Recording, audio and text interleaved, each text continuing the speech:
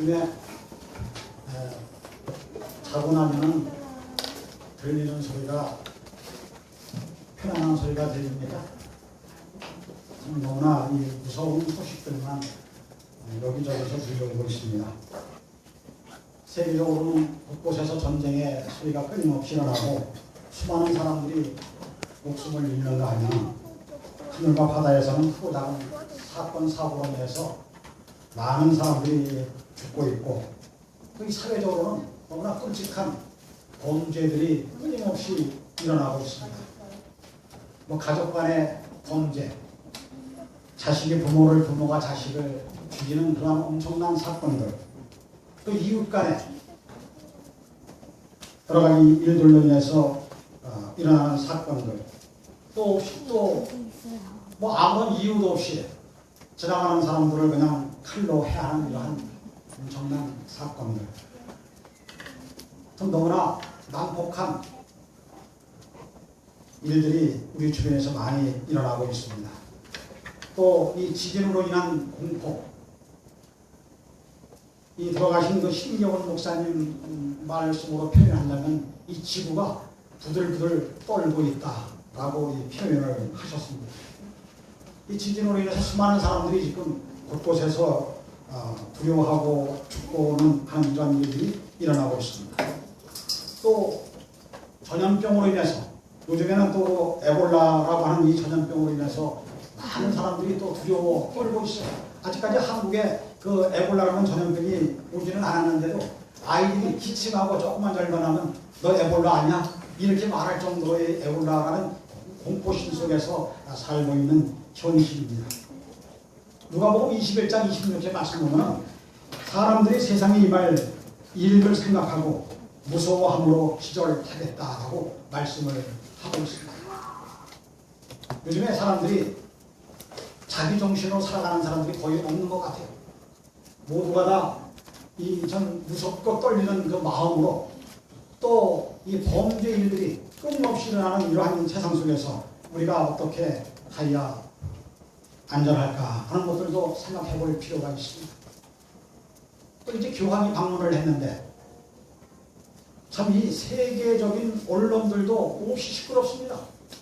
기자들이 엄청나게 따라붙고 심지어는 우리나라 대통령도 이 하나의 종교적인 종교 지도자인데 대통령이 나가서 국빈 영접하듯이 좀 놀라운 일이 일어나고 있습니다. 요한계시록 13장 3절의 말씀 보면은 그의 머리 하나가 상하여 죽게 된 것 같이 그 죽게 되었던 상처가 나음에 온 땅이 이상히 여겨 짐승을 따르고 있다라고 말씀을 하고 있습니다. 지난 부활절, 2014년 4월 20일 부활절에 그 바티칸에 있는 추기경이 이런 말을 했답니다. 요한복음 14장 1절로 3절에 있는 말씀을 설명하면서 예수님이 다시 오시겠다고 하는 말씀이지 않습니까? 그 말씀을 인용하면서 예수님께서 포도주를 많이 드셔서 취중 실언을 한 것이다. 참 너무나 이 참남된 말을 하고 있습니다. 예수님께서 이 얼마나 취하셨기에 그런 말을 했는가 생각을 해봐도 아무리 생각해도 이해 안 되는 그러한 내용이었습니다. 또 교황청에서는 이런 말을 한답니다. 자기들이 야곱의 12 아들 가운데 요셉으로 표현을 한답니다. 요셉이 이제 애굽에 가서 총리가 되어서 야곱의 가족들을 구원했듯이 오늘 우리들이 이 인류를 구원할 것이다. 또 지난번 KBS 2시 방송에 2시 뉴스에 이게 라디오 들고 이제 운전하는 중에 들었는데 갑자기 교황이 일요일 날은 쉬는 것이 좋다. 가족과 함께 쉬는 것이 좋다.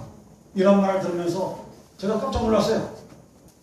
이런 말을 이렇게 막 방송에 막 하는가 하고서 이제 다시 스마트폰이 있길래 인터넷에 들어가봤더니 정말 교황 바오로 교황 누굽니까?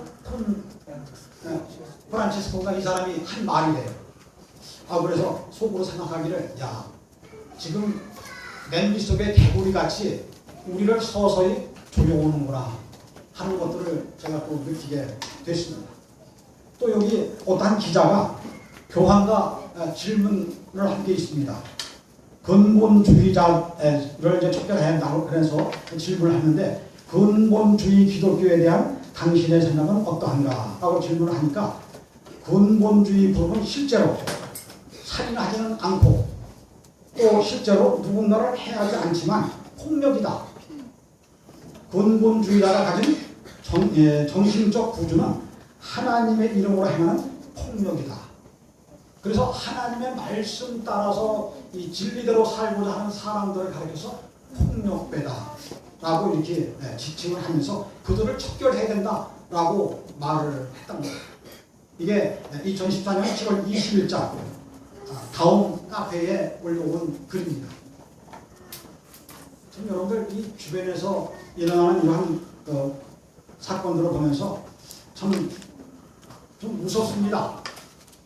이제 예수님의 재림의 때가 매우 임박했구나 하는 것들을 좀 느끼게 됩니다. 사도행전 16장 23절에 있는 말씀 보면은 바울과 실라가 이제 복음을 전하다가 옥에 갇히게 되었죠. 옥에 갇혔는데 그 밤에 옥토에 지진이 일어나서 옥토가 흔들리고 옥문이 열렸을 때 간수가 이 죄수들이 도망갈 줄 알고 무서워서 이제 어차피 자기는 뭐 국가에서 죽으나 자기를 죽으나 죽는 건 마찬가지니까 스스로 목숨을 끊으려고 칼을 빼들고 죽으려고 할 때 바울이 그에게 말하기를 우리가 도망가지 않았으니까 걱정하지 말라 안심하라 했을 때 그 간수가 말하기를 우리가 어떻게 하면 구원을 얻을 수 있겠습니까? 라고 질문을 할 때 사도 바울이 말하기를 주 예수를 믿으라 그리하면 너와 네 집이 구원을 얻겠다 라고 말씀을 했습니다. 여러분들 오늘 우리 주변에서 일어나는 이러한 사건들을 보면서 우리가 어떤 마음을 가져야 할까요? 어디에 우리가 의지하고 살아야 되겠습니까? 어떤 사람은 국가가 안전을 책임져야 된다고 외칩니다. 어떤 사람들은 돈만 있으면 해결될 것으로 생각을 하고 살고 있어요. 어떤 사람들은 또 위기가 닥쳐올 때 내가 힘이 있어야 그 위기를 극복할 수가 있다. 이러한 생각을 하면서 힘을 키우는 사람도 있습니다. 이게 가능한 일입니까? 인간은 나약합니다. 인간은 나약해요. 무엇을 가지고 있을 때 내가 큰 채 하지만 그렇죠? 내가 무엇을 가지고 뭐 돈을 가지고 명예를 가지고 또 권력을 가지고 있을 때 큰 채가 되지만 그러나 인간은 매우 연약하다. 여러분 우주 사진을 한번 보면 우주에서 지구를 내려다보면 작은 하나의 점에 불과합니다. 그 속에 살고 있는 우리들은 얼마나 나약할까요? 그러나 우리가 예수 그리스도를 믿을 때 우리는 큰 자가 됩니다. 예수님 말씀을 따를 때 우리가 담대한 마음을 갖게 된다 하는 것입니다. 여러분들 예수님과 함께 동행하시기 바랍니다. 베드로도 예수님을 바라봤을 때 물속에 뛰어들어서 물 위에 걸을 수 있는 그러한 힘이 나왔잖아요. 오늘 우리에게도 예수님을 바라볼 때 세상에 어떠한 무엇이 닥쳐온다 할지라도 승리할 수 있는 힘이 있다 이겁니다. 세상의 역사는 하나님의 예언된 대로 모든 일이 다 이루어지고 있습니다. 뭐 과거에도 그랬듯이 현재에도 미래에도 하나님께서 예언한 대로 모든 일이 다 이루어지고 있는 형편들을 우리가 지금 보고 있는 것입니다. 여기 에레미야가 이스라엘 백성들에게 그들의 죄를 지적하고 하나님의 말씀에 귀를 기울이자고 간절하게 원합니다. 에레미야 7장 2절로 3절의 말씀 보면은 너는 여호와의 집에 문에 서서 이 말씀을 선포하여 이르기를 여호와께 경배하러 이 문으로 들어오는 유다인아 다 여호와의 말씀을 들어라. 만군의 여호와 이스라엘 하나님이 이같이 하시되 너희 길과 행위를 바르게 하라. 그리하면 내가 너희로 이곳에 거하게 하리라. 말씀을 하고 있습니다. 하나님은 바른 길로 걸어가라. 우리들의 살아가는 모든 길들이 우리의 모든 행위와 길이 바른 길로 걷게 되기를 하나님께서는 바라고 계시다는 겁니다. 여러분들 하나님의 성전에 예배하러 오면서 여러분들은 어떠한 마음 자세를 가지고 이곳에 드나들고 계십니까? 정말 바른 길을 걷고 바른 행위를 하기 위해서 하나님께 예배하러 하나님의 성전에 드나들고 있는가? 사람들은 이 참과 거짓 가운데서 많은 사람들이 이 거짓 쪽에 관심이 있습니다. 저부터도 그렇습니다.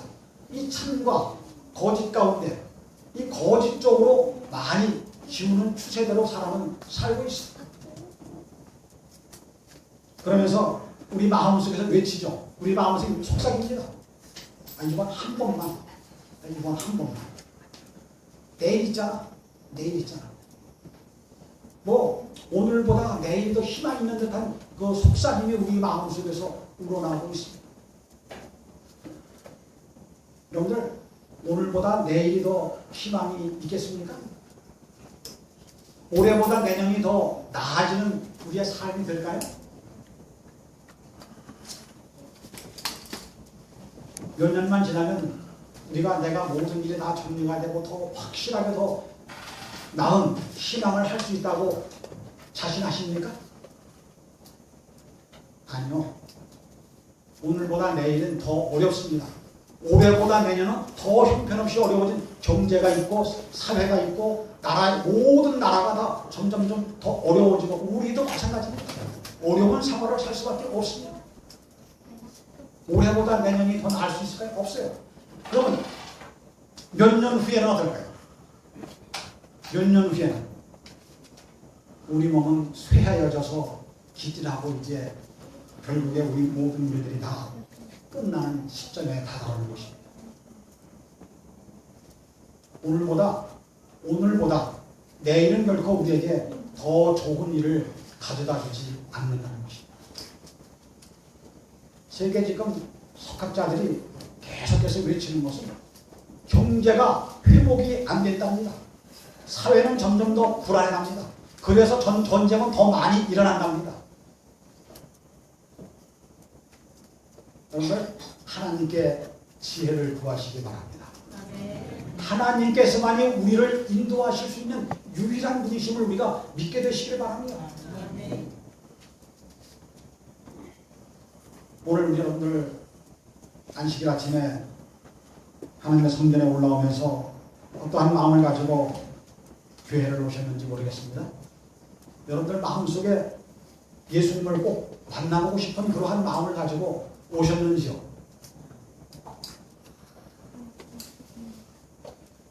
예수님께서 하늘로 올라가시면서 제자들에게 내가 다시 와서 너희를 나 있는 곳으로 영접을 하겠다 이렇게 말씀을 하시고 가셨습니다. 그 예수님이 오실 날이 매우 임박했다는 사건들은 우리가 눈으로 귀로 듣고 보고 있습니다. 얼마 전에 제가 이 스마트폰이 참 좋은 점도 있어요. 나쁜 것만 있는 게 아니라 좋은 점도 있습니다. 그래서 얼마 전에 제가 이제 스마트폰에서 그 유튜브에 들어가서 그 어느 목사님이 재림 집회를 한다는 그 제목을 붙여서 이제 설교하는 것을 제가 듣게 됐습니다. 근데 물론 뭐 우리 교회는 아니었습니다. 우리 교회는 아니었는데 그분이 이제 이렇게 설교를 좀 조금 듣다 보니까 내용이 일반 개신교회 목사님 설교와는 달라요. 그래서 귀를 더 쫑긋 세우고 이제 듣는데 그러면서 하는 말이 계명을 지켜야 된다는 겁니다. 근데 우리는 일반적으로 일요일교인들이 계명이 하면 그 안식일을 일요일로 생각을 하잖아요. 근데 그분이 말씀하기를 안식일을 지켜야 된다는 거예요. 그래서 이제 어떤 안식일인가 더 이제 관심이 있어서 이제 듣게 됐죠. 점점 듣는데 보니까 토요일 안식일을 지켜야 된다는 겁니다. 안성에 있는 교회예요. 안성에. 그 찾아보니까 안성에 명광인가 명성인가 그런 교회입니다. 더 놀라운 것은 안식일 회복운동이 일어나야 된다는 겁니다. 깜짝 놀랐어요. 우리가 안식일을 지키면 유일하게 우리 제칠 안식일 예수 재림 교인들만 안식일 회복운동을 하고 안식일을 지켜야 되고 이런 것을 얘기한 줄 알았더니 일요일 교회 목사님이 말하기를 안식일 회복운동을 해야 된다고 합니다. 그래서 10계명을 설명을 하는데 10계명 가운데 넷째 계명에 빠진 10계명은 이슬람인지 불교인지 알 수가 없다는 겁니다. 얼마나 놀랐는지요. 그러면서 내가 다시 한번 내 마음을 좀 이렇게 정리를 하면서 문득 생각나기를 이사야 58장 13절 생각이 나서 한번 제가 찾아봤습니다. 한번 좀 띄워보세요. 이사야 58장 13절 14절입니다.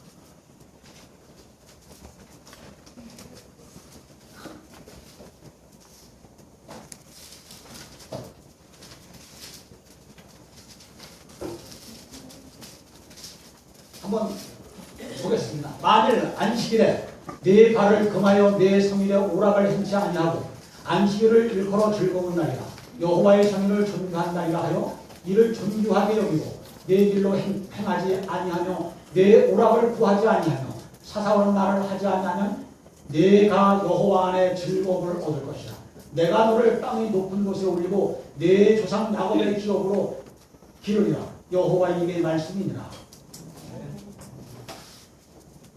여러분들 우리 교회에서 목사님들이 설교하는 많은 설교할 때 이 말씀을 많이 인용을 하는데 일요일 교회 목사님들이 이러한 말씀을 하시는 것에 대해서 얼마나 제가 놀랐는지 모릅니다. 우리는 어떻게 안식일을 지키고 있습니까? 여러분 안식일 날 여러분들은 어떻게 안식일을 지키고 있는가 하는 것입니다. 여기 있는 말씀과 같이 네 발을 금하고 있는가? 나를 위해서 무엇을 하고 있는가? 하나님을 위해서 예배 드린다고 왔으면서 내 마음속에 온통 뭐가 있어요? 밖에 있는 착한 것들을 다 끌어안고 여기 앉아있는 우리들이 아닌가 생각을 하게 되었습니다. 그리고 저 대전에 파남이라는 데가 있습니다. 파남이라는 곳이 있거든요.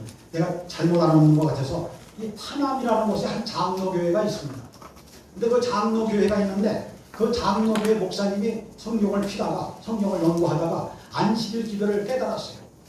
그리고 그분이 이제 그 성도들에게 말하기를 안식일이 참 예배일이고 일요일은 일반 예배일이니까 나는 안식일날도 토요일날 안식일날도 예배를 드릴 것이고 일요일날도 예배를 드리는데 먼저 저 본래 예배일은 안식일, 토요일 안식일이다.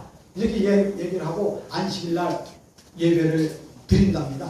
그런데 이제 많은 사람들이 참석도 하고 이제 일요일날도 오고 이렇게 자기 편리한 대로 오긴 오는데 그러는데 이 대덕이라는 곳에서 한 분이 안식일날 찾아왔대요.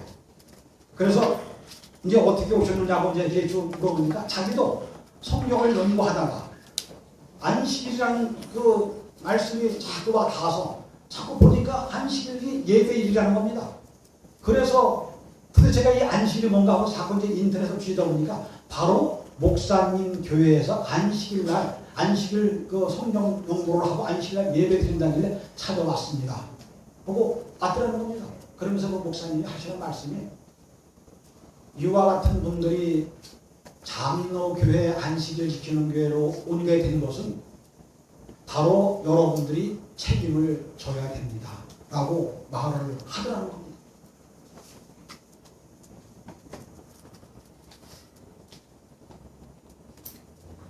우리가 지금 어떤 신앙을 하고 있습니까? 한번 깊이 생각을 해볼 필요가 있습니다. 나만을 위해서 지금 이 안식일을 지키고 있으며 나만을 위해서 우리가 이 교회만 나오고 있는지 하는 것들을 좀 다시 한번 깊이 생각을 하시길 바랍니다. 여기 예수님께서 누가복음 19장 40절에 있는 말씀 보면은 내가 너희에게 말하노니 만일 이 사람들이 잠잠하면 돌들이 소리를 지르리라 하시니라. 예수님께서 예루살렘 성으로 입성을 하실 때 많은 사람들이 예수님을 찬양하고 호산나 할렐루야 하면서 예수님을 따랐어요. 그때 바리새인들이 하는 그 사람들을 예수님께 고소하면서 이들을 좀 잠잠게 해달라고 이야기할 때 예수님께서 바로 그 바리새인들에게 한 말입니다. 이 말씀이에요. 이것이 오늘 그들에게 한 말인 것 같지만 오늘 우리에게도 동일한 말씀이 되는 겁니다. 오늘 우리에게 우리가 외치지 아니하면 누가 외치는 겁니까 지금? 일반 개신교, 일반 인류일교회 목사님들이 지금 이 말씀을 외치고 있잖아요. 우리에게 일찍이 이 기별을 주셨는데 저는 이 기별을 받은 지가 40년 됐습니다. 여러분들은 더 된 분도 있겠죠. 얼마나 내가 복음을 전하면서 주님을 따르는지 다시 한번 생각해보는 시간을 갖게 되었습니다. 외쳐야 할 사람들이 외치지 아니할 때, 외치지 않아도 될 사람들이 지금 외치고 있는 겁니다.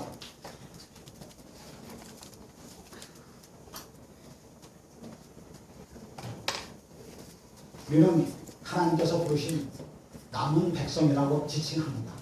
그렇죠? 남은 백성이라고.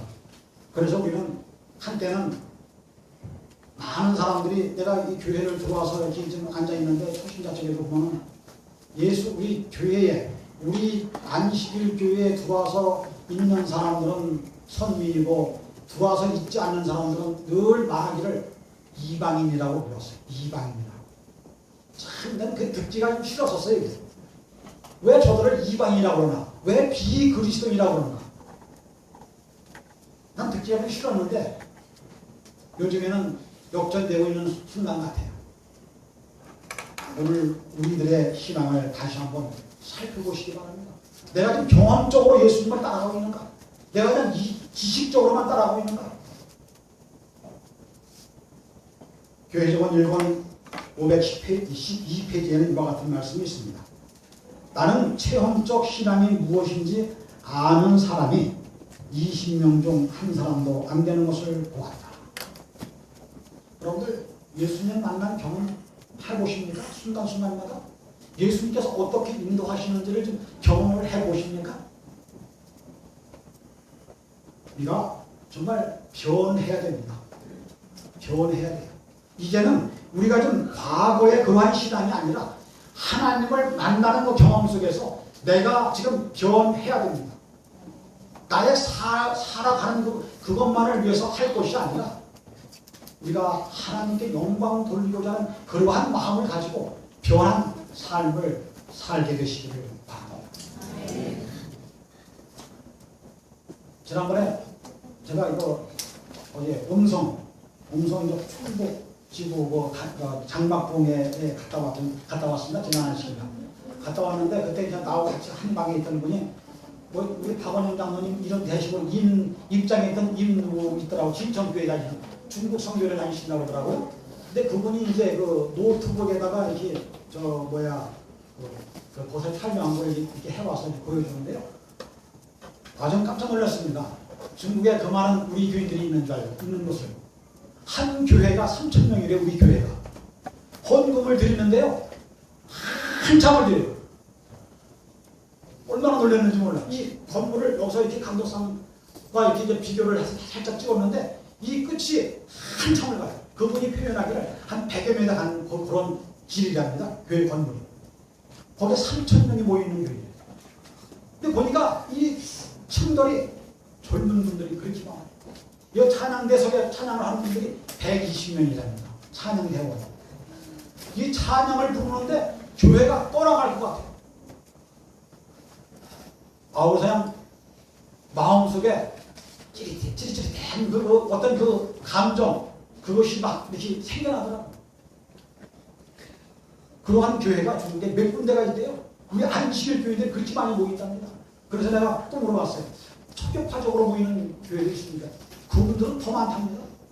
척격파적으로 모이는 게 더 많아요.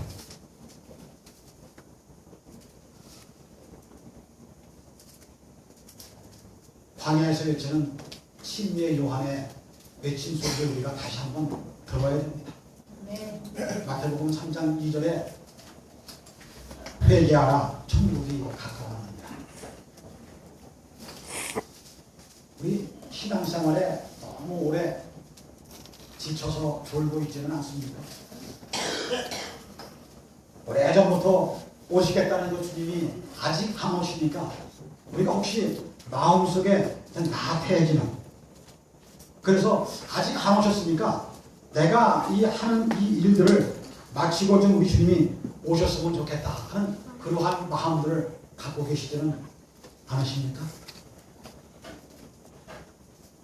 또 사람들이 이 긴박하고 좀 저기 한 말을 듣기보다는 우리에게 평안한 말을 듣기를 더 원하고 있습니다.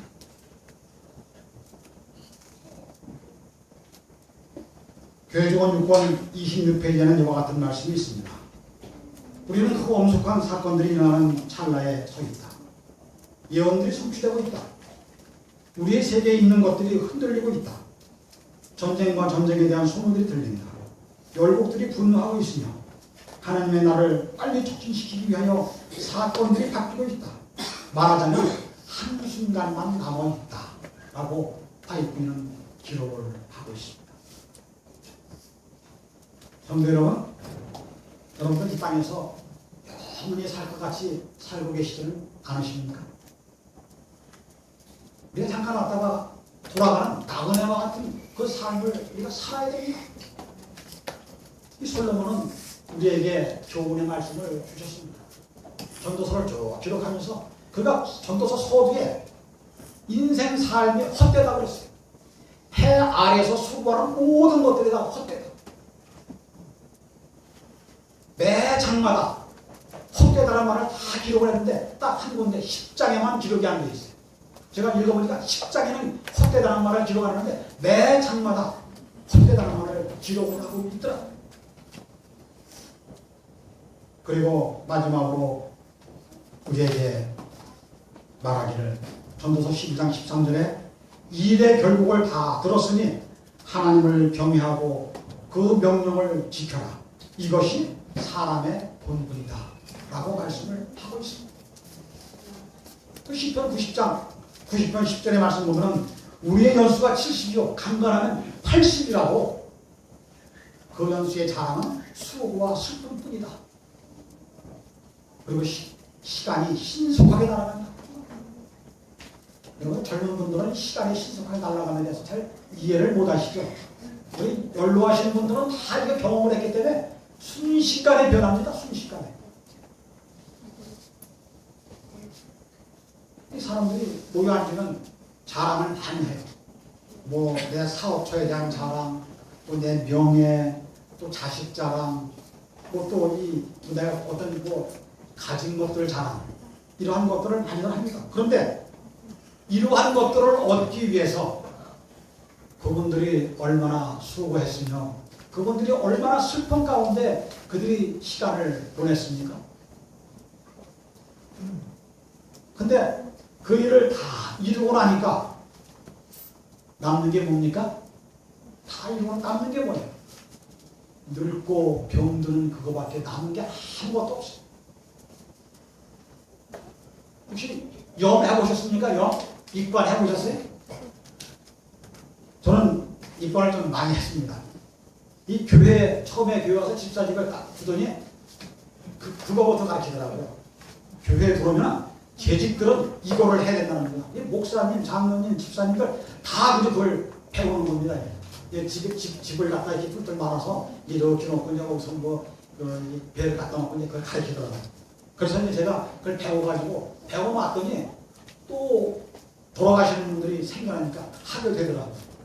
그런데 살아생전에 참 가진 건 많아서 좀 저기 했던 사람들도 많은 그 사람 입관자 앞에서는 아무것도 아니에요.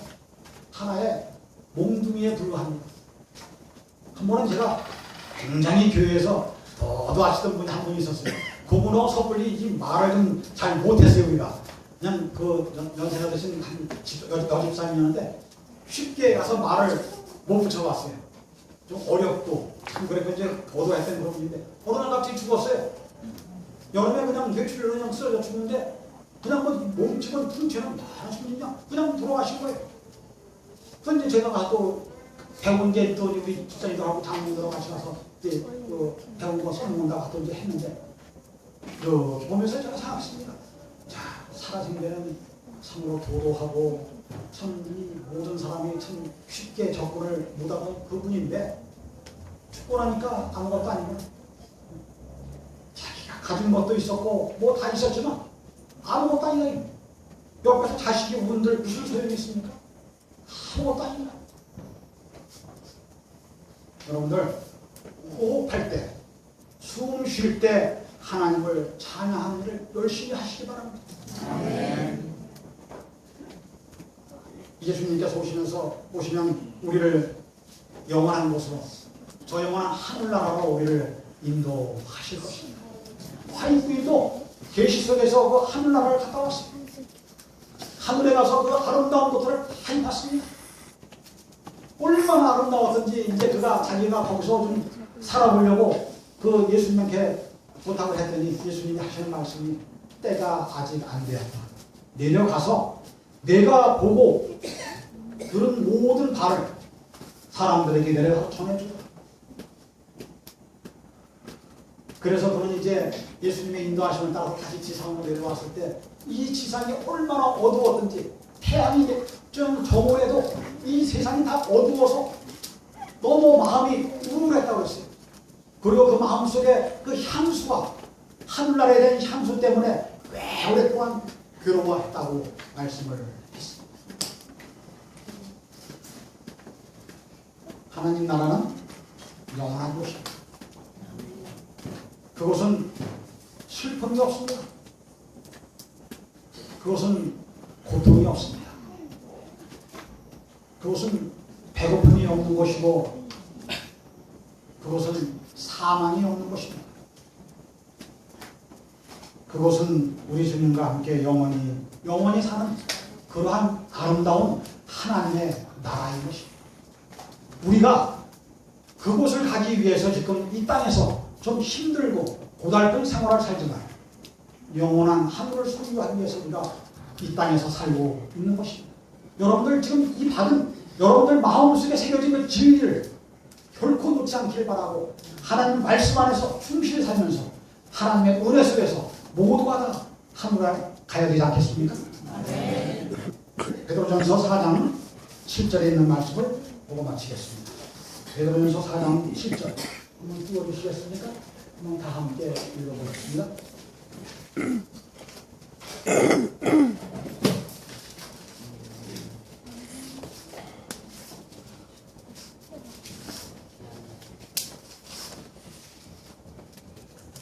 함께 읽어주시면 시작. 만물의 마지막이 가까웠으니 그러므로 너희는 정신을 차리고 근신하여 기도하라. 베드로전서 4장 7절에 있는 말씀이 되겠습니다. 여러분들 정신 차리고 정말 하나님의 말씀 안에서 새로운 마음을 가지고 신앙생활을 하는데 열심을 다하셔서 하나님께 더 큰 영광을 돌리는 우리 모두가 되시기를 간절히 바라겠습니다.